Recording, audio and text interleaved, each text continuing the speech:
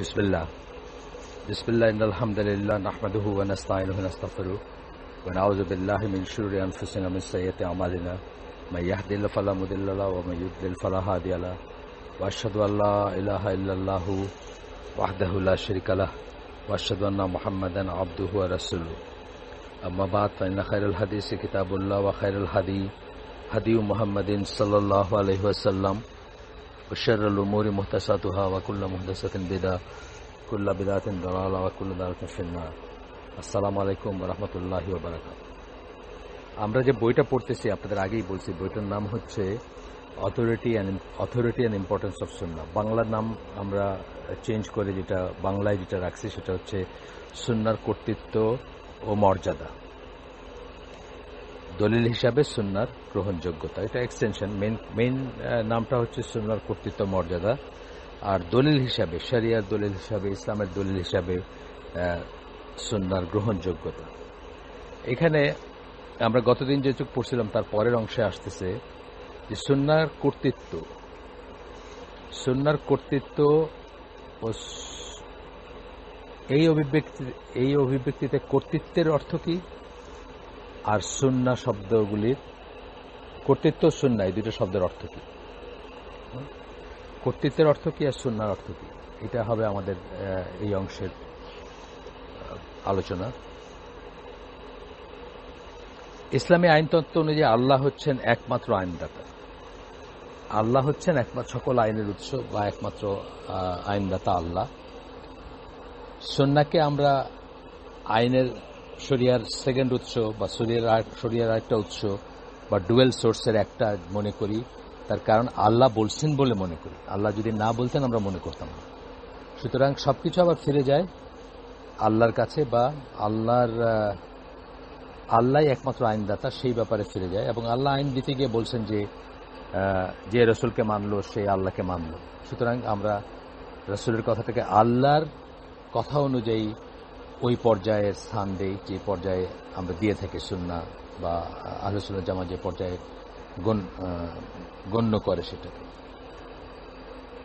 আচ্ছা, আসেন, ইসলামী আইনতত্ত্ব অনুযায়ী আল্লাহ হচ্ছেন একমাত্র আইনদাতা বা আইন রচনাকারী। এই অধিকারটা কেবলই তার, শুধুমাত্র আল্লাহর। সৃষ্টির আর কারোরই অন্য মানুষের উপর কোনো আইন কানুন চাপিয়ে দেওয়ার কোনো অধিকার নেই, যতক্ষণ না সেটা এমন কিছু হয় যা আল্লাহর প্রেরিত ওয়াহির আওতাধীন ও অনুমোদিত। আল্লাহর প্রেরিত ওয়াহির আওতাধীন এবং অনুমোদিত। যেটা বললাম আমি, যে আল্লাহ যখন বললেন যে রসুলকে মানলো সে তো আল্লাহকেই মানলো, অথবা রসুলের আনুগত্য করো এবং আল্লাহর আনুগত্য করো, বা আল্লাহর আনুগত্য করো এবং রসুলের আনুগত্য করো, এই ধরনের যে কথাগুলো আসছে বারবার, সেই অধিকার বলেই কিন্তু রসুল হচ্ছেন ডুয়েল সোর্স অফ শরিয়ার দুইটা উৎসের একটা। যেহেতু আল্লাহ দিচ্ছেন সেই অধিকারটা রসুলকে, যেহেতু আল্লাহ বলছেন যে রসুলের সেই রাইট আছে, বা রসুল নিজের মন গড়া কিছু বলেন না, বা রসুল ওয়াহিভিত্তিক কথা বলেন, রসুলের কাছে হাদিসের যে পাই আমরা, হাদিসও কিন্তু এক ধরনের ওয়াহি, এটা আমরা আগেই বলছি। আচ্ছা, এখানে সূরা ইউসুফের 40 নম্বর এবং 67 নম্বর আয়াত, এবং এই আয়াতটা এই একই কথা সূরা আল আনামে একবার আছে, ওইটাও এরকম 60 সামথিং আয়াত সূরা আল আনাম, আমার ঠিক মনে নাই, বাট আপনারা খোঁজ করলে পাবেন ইনশাআল্লাহ। ইনিল হুকমু ইল্লা লিল্লাহ, এই আয়াতটা অত্যন্ত ইম্পর্টেন্ট একটা আয়াত। অথচ এই আয়াতের নিজস্ব মন গড়া ব্যাখ্যার ভিত্তিতে মুসলিম উম্মাহ কিন্তু আবার নানা ভাগে বিভক্ত হয়েছে, আজও হয়েছে, এখনও আছে, আগেও আছে। খারেজিরা আপনারা জানেন যে আলী রাদিয়াল্লাহু আনহুর সাথে এই আয়াত নিয়ে কথা বলতো এবং এই আয়াত নিয়ে তর্ক করত, এবং তাকে আলী রাদিয়াল্লাহু আনহু বলছে যে আয়াত তো ঠিক আছে, কিন্তু আয়াতের ব্যাখ্যাটা ভুল বা টুইস্টেড। তারা নিজেদের স্বার্থ বা নিজেদের অনুকূলে বা নিজেদের মতো মন গড়া একটা ব্যাখ্যাই করতেছে।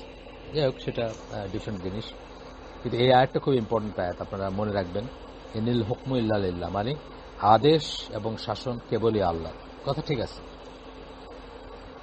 আদেশ এবং শাসন কেবলই আল্লাহর, এবং সেই কেবলই আল্লাহর আলোকেই সুন্নাহ একটা বা আল্লাহ যেখানে যেখানে অথরিটি দিয়েছেন কাউকে, সেগুলো অথরিটি। যেমন ধরেন হাজব্যান্ড ওয়াইফের ভিতর যদি সমস্যা হয়, তাহলে বলছেন যে দুই পক্ষ থেকে, কোরআনের আয়াত, দুই পক্ষ থেকে একজন করে একজন করে মুরব্বী বা রিপ্রেজেন্টেটিভ নিয়ে তাদের ভিতর রিকনসিলিয়েশন করা যায় কিনা সেটার চেষ্টা করতে বলছেন বা সেটা করতে বলছেন।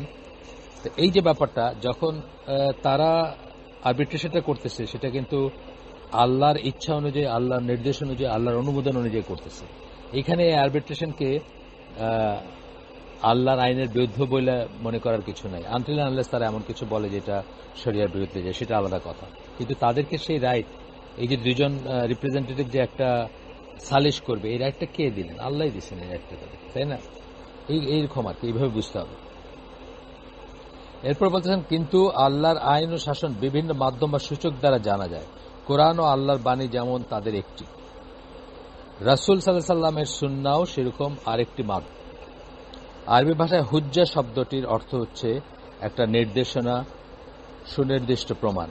সুন্নাহর কর্তৃত্ব এই অভিব্যক্তিতে একটি বিশেষ অর্থে যখন ব্যবহৃত হয় তখন এর অর্থ দাঁড়ায় সুন্নাহ হচ্ছে ইসলামী আইনের একটা বৈধ প্রমাণ, যা থেকে কেউ আল্লাহর অনুশাসন সম্বন্ধে নিশ্চিত হবে। তারপরে জানি আল্লাহ যেভাবে রসুলকে অনুসরণ করতে বলছেন, রসুলকে রোল মডেল বলছেন, রসুলের আনুগত্য করতে বলছেন, রসুলের কথা যে শুনবে, আল্লাহকে ভালোবাসলে রসুলের রসুলকে অনুসরণ করতে বলছেন। ঠিক আছে, মানে অনেকভাবে বলছেন আল্লাহ। সেখান থেকে এটাই দাঁড়ায় যে আপনার সুন্নাহ হচ্ছে ইসলামী আইনের একটা বৈধ প্রমাণ, যা থেকে কেউ আল্লাহর অনুশাসন সম্বন্ধে নিশ্চিত হবে। এর অর্থ এও দাঁড়ায় যে সুন্নাহ যা নিষেধ করে তা থেকে বিরত থাকাটাও আল্লাহর ইবাদতের অংশ। উপরন্তু এর অর্থ দাঁড়ায় যে যা দিয়ে সুন্নাহ গঠিত, যে কাউকে অবশ্যই তাতে বিশ্বাস স্থাপন করতে হবে এবং যে কারো জীবনের সব ক্ষেত্রে সুন্নাহ যে দাবি রাখে সেই অনুযায়ী কাজ করতে হবে। অনেক কটা কথা বললাম আমরা। যা হোক, আমরা আগে ইসলামিক জ্ঞানের বিভিন্ন শাখার বা ইসলামের দ্বীনি জ্ঞানের বিভিন্ন শাখার বিশেষজ্ঞদের মতে সুন্নাহর অর্থ কি, সুন্নাহর ডেফিনেশন কি, সেটা আমরা মোটামুটিভাবে পড়ছি। এখানে একটা ছক আছে আমাদের সামনে, এই ছকটার সামারিটা আমি আপনাদের বলবো এবং চেষ্টা করব এই ছকটাকে আপনাদের জন্য ছবি তুলে এই রেকর্ডিংটা যখন আমি পোস্ট করব তখন তার নিচে দিয়ে দেওয়ার চেষ্টা করব ছবিটা তুলে। কিন্তু একটু আলোচনা করা দরকার। আমাদের কাছে তো মেটেরিয়াল অনেকের কাছেই আছে, অনেক বই আছে। মেটেরিয়াল থাকলেই যে আমরা সবসময় সবকিছু বুঝি, পড়ি, মানে অথবা বিশ্লেষণ করতে পারি বা অনুধাবন করতে পারি তা না। সেই জন্য আমরা একটু চট করে একটু ছকটার কম্প্যারিজন দেখব যে চারটা ইসলামিক জ্ঞানের চারটা শাখার যে মূলত চারটা শাখা নিয়ে এখানে আলোচনা করা হয়েছে। সেই চারটা শাখা যারা স্কলার তাদের মতে সুন্নাহর, তাদের কাজের ফিল্ডটা কি, তাদের মতে সুন্নাহটা কি বা সুন্নাহর ব্যাপারগুলা আরেকবার একটু কম্পারেটিভ দেখব, আমরা কম্পারেটিভ অ্যানালাইসিসটা দেখব। তো ছকটা যেভাবে সাজিয়েছেন, প্রথমে কোন শাখার আলেম এটা বলছেন। কোন শাখা বলতে ইসলামী জ্ঞানের কোন শাখার আলেম। এই আলেমদেরকে চার রকমের নাম দিয়েছেন। ফকি, আমরা জানি ফিক শাস্ত্রবিদ যারা, মুহাদ্দিস যারা হাদিস নিয়ে কাজ করেন, উসুলি যারা উসুল ফিক নিয়ে কাজ করেন বা প্রিন্সিপাল বা আইন তত্ত্ব নিয়ে যারা কাজ করেন, প্রিন্সিপাল অফ জুরিসপ্রুডেন্স যদি আমরা বলি, বা উসুল ফিক যদি বলি, বা ইসলামী আইন প্রণয়নের মূলনীতি নিয়ে যারা কাজ করে। আর হচ্ছে আকিদা বিশেষজ্ঞ।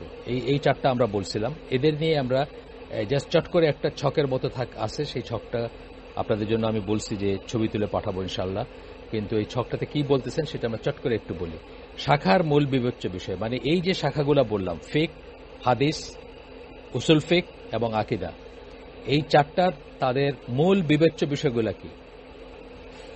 ফিক যারা করেন বা ফকি যারা, তাদের মূল বিবেচ্য বিষয় হচ্ছে কর্ম বা আমলের শ্রেণী বিভাগ অথবা মর্যাদা, তা ফরজ, ওয়াজিব, মুস্তাহাব অথবা মুবাহ যাই হোক না কেন, কোনটা করতে পারবেন, কোনটা করতে পারবেন না, কোনটা অবশ্য করণীয়, কোনটা হারাম, কোনটা হালাল, এই ধরনের জিনিসগুলোকে করা, এইটাই তাদের ফিল্ড। আমরা যাদের কাছে ফতোয়ার জন্য যাই, গিয়ে বলি যে এখন আমি কি করব, তখন উনি বলে দিন যে এটা করা জায়েজ, এটা করা জায়েজ না, বা এটা করণীয়, এটা অবশ্য করণীয়, বা এটা করা হারাম, বা এটা করা মাকরু, বা এই ধরনের ব্যাপারগুলো যারা বলে। এরপরে হচ্ছে মুহাদ্দিস, তাদের ফিল্ডটা কি, তাদের বিবেচ্য বিষয় কি, বা তাদের ফিল্ড কাজের ক্ষেত্রটা কি। রাসূল সাল্লাল্লাহু আলাইহি ওয়াসাল্লামের কাছ থেকে জীবন সম্বন্ধে রাসূল সাল্লাল্লাহু আলাইহি ওয়াসাল্লামের জীবন সম্বন্ধে যে কোনো বর্ণনা, সেটাই হচ্ছে তাদের ফিল্ড। উদ্দেশ্য হচ্ছে কোন বর্ণনা সহি আর কোন বর্ণনা সহি না তা নির্ধারণ করা। তাহলে ফিল্ডটা কি, রাসূল সম্বন্ধে যে কোনো কথা যেটা আসছে, রাসূল সাল্লাল্লাহু আলাইহি ওয়াসাল্লামের সম্বন্ধে যে কোনো কথা যা আসছে সেটাকে পরীক্ষা নিরীক্ষা করা। সেটা হইতে পারে তার কথা, সেটা হতে পারে তার কাজ, সেটা হইতে পারে তার চুপ থাকা, সেটা হইতে পারে তার আপনার কোনো একটা জিনিসের সম্বন্ধে, কোন একটা জিনিস সম্বন্ধে আদেশ, কোন একটা জিনিস সম্বন্ধে নিষেধ, যা কিছু হোক, বা তার বৈশিষ্ট্যগুলো হইতে পারে, তার বৈশিষ্ট্যগুলো হইতে পারে, সেগুলোও আসবে। কিন্তু তাদের হচ্ছে যে কোনটা সহি না এটা নির্ধারণ করা মুহাদ্দিসদের কাজ হচ্ছে, এবং ক্যাটাগরাইজ করা যে কতটুকু সহি। আমরা পড়ছি আগে সহি, হাসান, তারপরে জয়ীফ জিদ্দান, বা বেশি জয়ীফ মানে দুর্বল, অত্যন্ত দুর্বল, এবং আর জাল হাদিস বা মাউদু, এইভাবে ক্লাসিফাই করা। 70 থেকে, মানে কোন হাদিসগুলো গ্রহণযোগ্য, কোন হাদিসগুলো গ্রহণযোগ্য না, সেটাকে আলাদা করা। আচ্ছা, উসুলি বা উসুল ফিকের যারা স্কলার, তাদের ফিল্ডটা কি আমরা আগে পড়ছি, তারপরে এখন জাস্ট যে কম্পারেটিভটা পড়তেছি আমরা, চটপট মানে ছোট ছোট করে লেখা কম্পারেটিভ পড়তেছি, অ্যানালাইসিসটা পড়তেছি। উসুল ফিকের যারা, তারা কি ইসলামী আইনের ব্যাপারে কোন বিষয়টা দলিল এবং কিভাবে সেই দলিল ব্যবহার করে আইন প্রণয়ন করতে হবে এটা বলা। তারা অ্যাকচুয়ালি আইনটা প্রণয়ন করেন না, বা অ্যাকচুয়ালি ফতোয়াটা দেন না, কিন্তু কোনটা দলিল হিসেবে গ্রহণ করা যেতে পারবে, কোনটা দলিল হিসেবে গ্রহণ করা যায়, কোন বিষয়টা দলিল, এবং কিভাবে সেই দলিল ব্যবহার করে আইন প্রণয়ন করতে হবে, সেই দলিলটা কিভাবে অ্যাপ্লিকেবল হবে, সেটা তারা নির্ধারণ করে। যে জন্য আমরা বলছি যে তারা নবুয়তের আগের রাসূলের লাইফ নিয়ে তারা ইন্টারেস্টেড না, কারণ ওটা দলিল, ওইটা আইন প্রণয়নের জন্য দলিল না। শুধুমাত্র নবুয়তের পর থেকে নিয়ে মৃত্যু পর্যন্ত রাসূল সাল্লাল্লাহু আলাইহি ওয়াসাল্লামের লাইফটার বিভিন্ন ঘটনা, কথা, কাজ ইত্যাদি তাদের জন্য দলিল, তারা দলিল হিসাবে গ্রহণ করবে। আর 4 নম্বর ক্যাটাগরির স্কলার হচ্ছেন, বা 4 নম্বর শাখার স্কলার হচ্ছেন আকীদা বিশেষজ্ঞরা, যাদের ফিল্ড বা কর্মক্ষেত্রটা হচ্ছে একজন মুসলিম কি কি বিষয়ে বিশ্বাস করবে এবং তার সাথে সম্পৃক্ত বিষয়সমূহ। কি কি বিশ্বাস করবে। আকীদা বলতে আমরা অনেক আগে পড়ছি যে আকীদা মানে কি, বদ্ধমূল ধারণা। আর ইসলামী আকীদা যখন বলি তখন আমরা কি বলি, সেট অফ বিলিফস। কোন কোন জিনিসের উপর বিশ্বাস করবে, আল্লাহ, তার ফেরেশতাগণ, কিতাবসমূহ, রাসূলগণ, আখেরাত বা ইয়াউমুল কিয়ামা বা ইয়াউমুল আখিরি ওখানে বলছেন, এবং আখেরাত যখন বলতেছেন আখেরাতের দিন। তারপরে কি, কদর, খায়রি ও শাররি। এই 6টা ইমানের আর্টিকেলের উপর যা যা বিশ্বাস করতে হবে, বা যা যা জানতে হবে, বা যা যা সঠিক বিশ্বাস হবে, সেটা নিয়ে যাদের কাজ, তারা হচ্ছে আকীদা বিশেষজ্ঞ। তো এখানে বলতেছেন যে একজন মুসলিমের কি কি বিষয়ে বিশ্বাস করার কথা এবং তার সাথে সম্পৃক্ত বিষয়সমূহ, কি কি বিষয়ে বিশ্বাস করার কথা এবং তার সাথে সম্পৃক্ত আরেকটু ফাইনাল ডিটেলসে আসতে পারে, যে এটা বলতে এটা বোঝানো হয়েছে, এটা বলতে এইটা বোঝানো হয়েছে। যেমন কয়েকদিন আগে দেখলাম যে বিশাল একটা বই শুধুমাত্র একটা কনসেপ্ট নিয়ে আবু বকর জাকারিয়া ভাই প্রণয়ন করছেন, বা লিখছেন, বা সংকলন করছেন। যাই হোক, আমরা লেখাই বলবো, কারণ সংকলন মানে উনি তো দলিল নিয়েছেন অনেক জায়গা থেকে, যে সে আল্লাহ বা আর রহমান তিনি আরশের উপরে উঠেন, এই ব্যাপারটা নিয়ে, এটা নিয়ে অনেক বিভ্রান্তি আছে মুসলিম উম্মায়, বা এটা পুরো একটা বই এই বিষয়টার উপর একটা বই। আমি এখনো পড়ি নাই, বাসায় আসছে, বাট ইনশাল্লাহ পড়বো, এবং যদি উপযুক্ত মনে করি তাহলে আপনাদের সাথে শেয়ার করব কখন। আচ্ছা, এরপরে এই ফিল্ডটা পড়ার পরে আমরা তারা সুন্নাহর সংজ্ঞা বলতে, সুন্নাহ বলতে কি বলেন, কি বোঝান বা কি বোঝেন, সেটা কিন্তু আমরা আগে পড়ছি, বিস্তারিত পড়ছি, বা এক্সপ্লেন করে পড়ছি। এখন শুধু পয়েন্ট ওয়াইজ আমরা দেখব যে সুন্নাহ সংজ্ঞাটা কি তাদের। ফকি যে তার কাছে সুন্নাহ সংজ্ঞা হচ্ছে এমন একটা কাজ যা কিনা ওয়াজিব বা মুবাহের মাঝখানে অবস্থিত। উনি যখন সুন্নাহ বলবেন তখন একদিকে ওয়াজিব অবশ্য করণীয়, আর একদিকে মুবাহ মানে করা না করাতে কিছু আসে যায় না, এর মাঝখানে অবস্থিত। অর্থাৎ তার মানে কি, একটা পছন্দনীয় কাজ, একটা কাজ যা করলে কেউ পুরস্কৃত হবে কিন্তু না করলে সে শাস্তি পাবে না, এই কথাটা মিন করেন একজন ফকি যখন বলেন যে সুন্নাহ। একজন মুহাদ্দিস যখন সুন্নাহ বলেন তখন কি মিন করেন, রাসূল সাল্লাল্লাহু আলাইহি ওয়াসাল্লাম থেকে যা কিছু আমাদের কাছে এসেছে তার কথা, কাজ, নীরব সম্মতি, আচরণ, শারীরিক বৈশিষ্ট্য অথবা জীবনী নবুয়তের আগের না পরের সেই বিবেচনা ছাড়াই। আগের কথাও আসবে, পরের কথাও আসবে মুহাদ্দিস যখন হাদিস নিয়ে কাজ করবেন তখন। এবং তিনি সুন্নাহ বলতে তার সম্বন্ধে যা কিছু বলবে, মানে তার কথা, কাজ, নীরব অনুমোদন, আদেশ, নিষেধ, তারপরে আপনার শারীরিক বৈশিষ্ট্য, স্বভাব, অভ্যাস, পছন্দনীয় কি পছন্দ করতেন, এই সবকিছু আসবে তার। আচ্ছা, উসুল ফিকের স্কলার যখন সুন্নাহ বলবেন তখন কি বলবেন, নবীর কাছ থেকে কথা, কাজ অথবা নীরব অনুমোদনের হিসাবে কোরআন ছাড়া আর যা কিছু আমাদের কাছে এসেছে। এখানে নবীর কাছ থেকে, এই কথাটা ইম্পর্ট্যান্ট এখানে, কারণ নবুয়তের আগের ব্যাপারটা তাদের কাছে গ্রহণযোগ্য, মানে তাদের কাছে তাদের কনসার্ন না।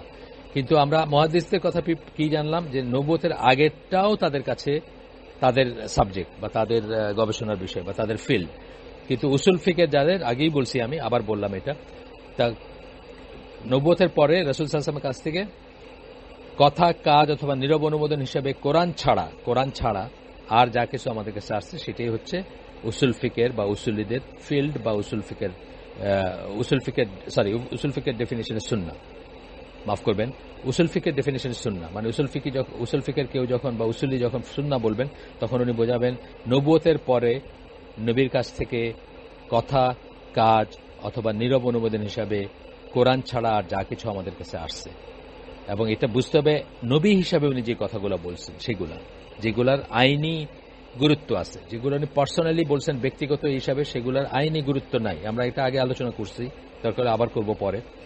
আর আকীদা বিশেষজ্ঞ যখন বলবেন যে এটা সুন্নাহ না, বা এটা সুন্নাহ আছে এটা সুন্নাহ নাই, তখন কি বলতেছেন তিনি বলতেছেন ইমানের ভিত্তি, ফরজ, ওয়াজিব বিষয়সমূহ, আকীদার বিষয়সমূহ এবং ইসলামের সুনির্দিষ্ট নিয়মাবলী। তিনি যখন বলবেন যে সুন্নাহ, তখন বলবেন কি, ইমানের ভিত্তি, ফরজ, ওয়াজিব বিষয়সমূহ, আকীদার বিষয়সমূহ এবং ইসলামের সুনির্দিষ্ট নিয়ম কানুন, এইগুলা যা আল্লাহ রাসূল থেকে আমরা পাইছি সেগুলাকে উনি সুন্নাহ বলবেন। ঠিক আছে, আমরা এই কথাগুলাই আরেকভাবে আমরা বা আরো বিস্তারিতভাবে আমরা আগে দেখছি। তো এইভাবে যখন সংজ্ঞা দেওয়া হয় তখন কতগুলা লিমিটেশন চলে আসে, যেই জন্য সাধারণ মানুষ বিভ্রান্ত হয়ে যায়। এগুলো সম্বন্ধে সাধারণ মানুষ তো অত গবেষণা করে না। সেই জন্য আমরা দেখব ফকিদের সম্বন্ধে বলছেন যে সুন্নাহর ক্ষমতা, কর্তৃত্ব, মর্যাদা নিয়ে কথা বলতে গেলে এই সংজ্ঞায় সুন্নাহ বলতে যা বোঝায় তার তাৎপর্য নাই। কেন বললেন কথাটা? কারণ আমরা সুন্নাহর কর্তৃত্ব, মর্যাদা বলতে আসলে কি বোঝাচ্ছি, যে সুন্নাহ, এই বইটার বক্তব্যর মানে মূল কথাগুলো কি, যে সুন্নাহ হচ্ছে কোরআনের মতোই একটা উৎস, কোরআনের সাথে সুন্নাহকে আলাদা করে দেখা যাবে না, এবং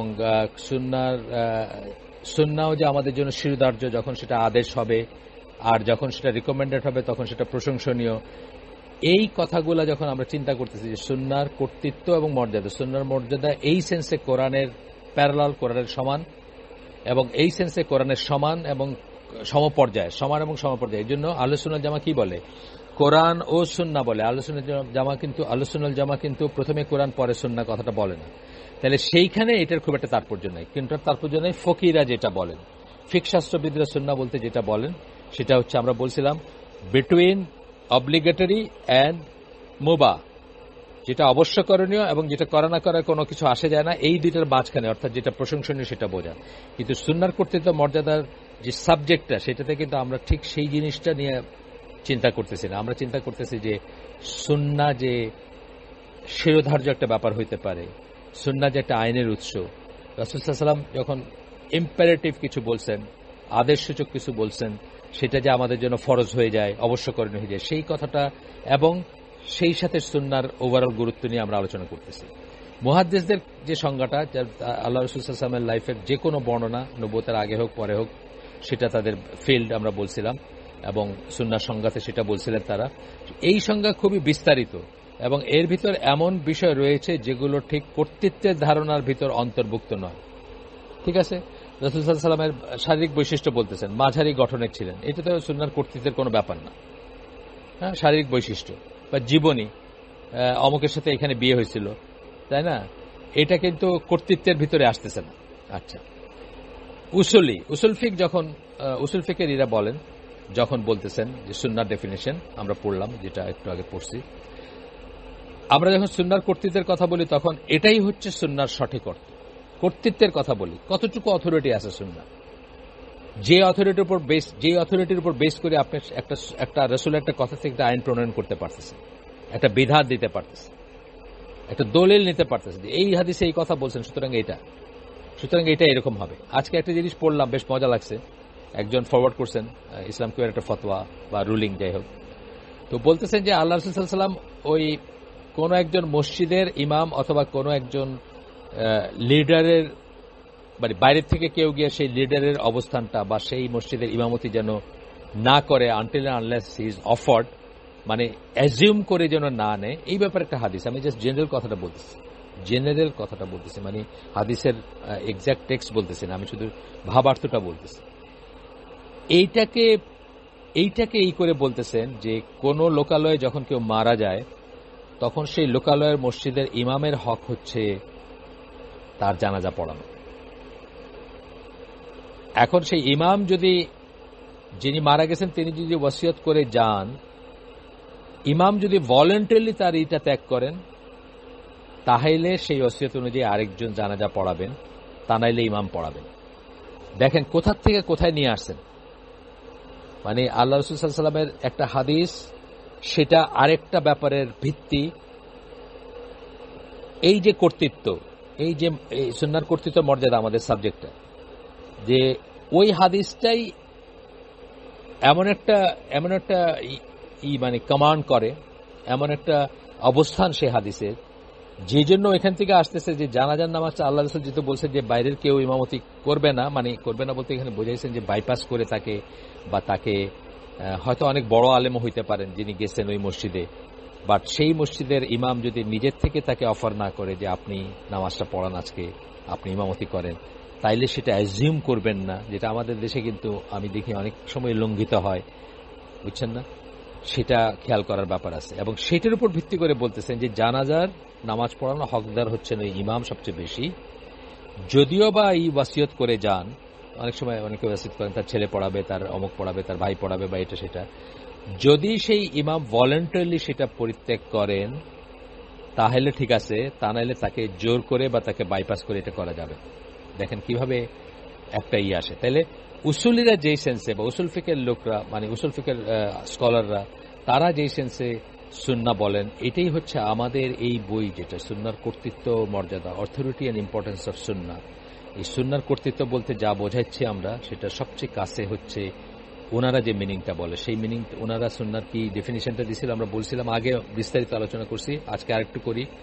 একটু আগে বলছি নবী সাল্লাল্লাহু আলাইহি সাল্লামের কাছ থেকে, নবী কথাটা এখানে খুব ইম্পর্টেন্ট, মানে এটা বোল্ড ফেস হওয়া উচিত, যে নবুয়তের পরে কাছ থেকে কথা, কাজ অথবা নীরব অনুমোদন হিসাবে কোরআন ছাড়া আর যা কিছু আমাদের কাছে এসেছে, কোরআন বাদ দিলে আর যা কিছু আসছে, কথা, কাজ এবং নীরব অনুমোদন হিসাবে আসছে, এইটা হচ্ছে সুন্নাহর ডেফিনেশন। এইখান থেকে তারা এই সুন্নাহর যে কর্তৃত্ব, যে পজিশন ইসলামে, সেটার কারণে বা সেটার উপর বেস করে বা সেটা থেকে বা সেটাকে বুঝে আইন প্রণয়ন করবেন, যেখানে আল্লাহ রাসূলের মুখ দিয়ে একটা কথা বাইরেছে বা আল্লাহ রাসূল একটা জিনিস করতে বলছেন, সেটা আমাদের জন্য অবশ্যকরণীয় হয়ে যাবে, কখনো কখনো রিকমেন্ডেড হবে, বা কখনো দলিল হিসাবে, যেহেতু উনি এটা বলছেন তাইলে এটা এরকম হবে, যেহেতু এটা বলছেন তাই এটা এরকম হবে।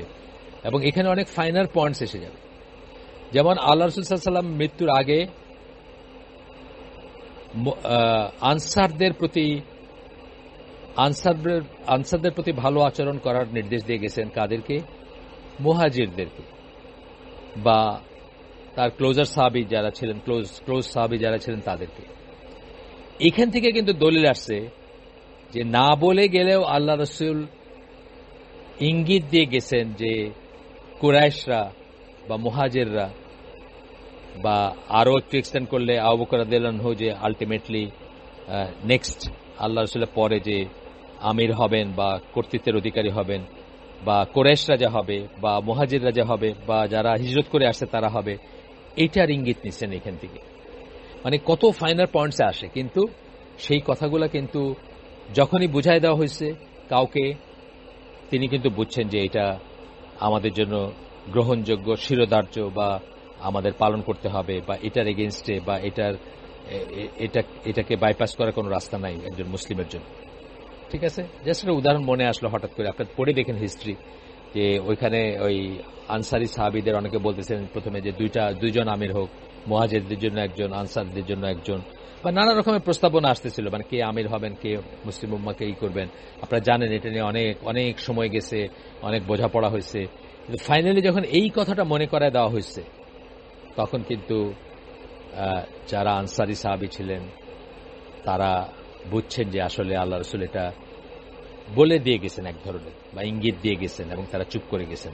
তারা কিন্তু এটা নিয়ে আর কোনো কথা উঠান নাই, সেটা মানে আর কোনো কথা উঠান নাই যে আমরাও তো আমির হইতে পারতাম, বা আমরাও তো লিডারশিপের হইতে পারতাম, আর কিছু বলেন নাই। এটা জাস্ট প্রসঙ্গত মনে হলো, আমি বললাম। আচ্ছা, আকীদার বিশেষজ্ঞদের কথা বলতেছে, এই সংজ্ঞাটি খুবই সংকীর্ণ মানে খুবই ছোট আর কি, সাবসেট। আমরা সুন্নাহর সংজ্ঞার ভিতর অন্তর্ভুক্ত হতে পারে এমন অনেক বিষয় এই সংজ্ঞার বাইরে থেকে যায়।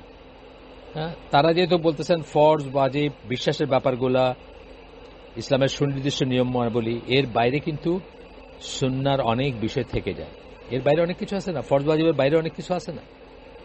ইসলামের ভিত্তি ঠিক আছে, ফরজ ওয়াজিব বিষয়সমূহ, আকীদার বিষয়সমূহ, তার বাইরে অনেক কিছু রয়ে যায় না, তার বাইরে অনেক কিছু থেকে যায়, অনেক অনেক কিছু। আপনারা একটু চিন্তা করলে বুঝবেন যে এটা খুবই সংকীর্ণ, বলতে খুবই ছোট পরিসরের একটা ডেফিনেশন, এর বাইরে অনেক কিছু থেকে যায়। ঠিক আছে, আমরা এটা জাস্ট এটা, এখানে কোনো মেরিট ডিমেরিটের কথা না, কে ঠিক কে বেঠিক, কার কথা ঠিক কার কথা ঠিক না, সেরকমও কোনো ব্যাপার না। এত কিছু পড়ার আমাদের একটাই রিজন, যে আমরা যেন সুন্নাহ শব্দটা শুনলেই একটা কিছু অ্যাজিউম করে না নেই, আমরা ভেবে দেখব যে সুন্নাহ শব্দটা কে বলতেছেন, কি মিন করতেছেন, এবং এটার অথরিটি অ্যান্ড ইম্পর্টেন্স, মানে কর্তৃত্ব মর্যাদা যদি আমরা বুঝি, তাহলে আমরা জীবনে এটার মানে মোস্ট অফ দ্য মুসলিমস যেটা মনে করেন যে সুন্নাহ হচ্ছে এমন একটা ব্যাপার যেটা করলে ভালো, না করলে কোনো সমস্যা নেই, বা আনইম্পর্টেন্ট ব্যাপার, এইখান থেকে বাইর হয়ে আসতে হবে আমাদের। অথরিটি অ্যান্ড ইম্পর্টেন্স অফ সুন্নাহ পড়ার উদ্দেশ্য হচ্ছে যে সুন্নাহ যে আনইম্পর্টেন্ট একটা ব্যাপার না, সুন্নাহ যে করলেও চলে, না করলেও চলে একটা ব্যাপার না। এবং at the end of this book যখন আমরা ইনশাআল্লাহ শেষ করব, তখন আমরা দেখব সুন্নাহ is equal to Islam, no সুন্নাহ নো ইসলাম। এই কোয়েশ্চেনটা আমরা বুঝবো যখন শেষ করব। তো সেটা খুবই ইম্পর্টেন্ট একটা ব্যাপার, আমরা ইনশাআল্লাহ সেটা মনে রাখবো এবং সেভাবে কাজ করব। আজকের জন্য আমি শেষ করে দিচ্ছি। আপনাদের এই রেকর্ডিংটা আমার দেরি হলো করতে, আমি যেহেতু ঢাকার বাইরে আছি, আমার সবসময় সুযোগ সুবিধা হয় না। তো যাই হোক, তারপরেও আল্লাহ যেটুকু তৌফিক দিয়েছেন, আজকে হয়তো একটু ছোটই হইলো, বা একটু কম বিষয় বা কম সারবস্তু আসলো। ইনশাআল্লাহ আমরা এটা পরে কভার করব। আজকের জন্য তাহলে আমরা এখানে শেষ করে দিই। সুবহানাকাল্লাহুম্মা ওয়া বিহামদিকা আশহাদু আল্লা ইলাহা ইল্লা আনতা আস্তাগফিরুকা ওয়া আতুবু ইলাইক। আমরা যে শুনলাম তার ভিতরে ভালো কিছু শুনে থাকলে সমস্ত প্রশংসা আল্লাহর, খারাপ কিছু শুনে থাকলে সমস্ত ব্যর্থতা আমার, এবং সেটা শয়তানের তরফ থেকে। আল্লাহ আমাদেরকে তৌফিক দেন যে ভালো শুনলাম তার উপর আমল করার। আসসালামু আলাইকুম ওয়া রাহমাতুল্লাহি ওয়া বারাকাতুহু।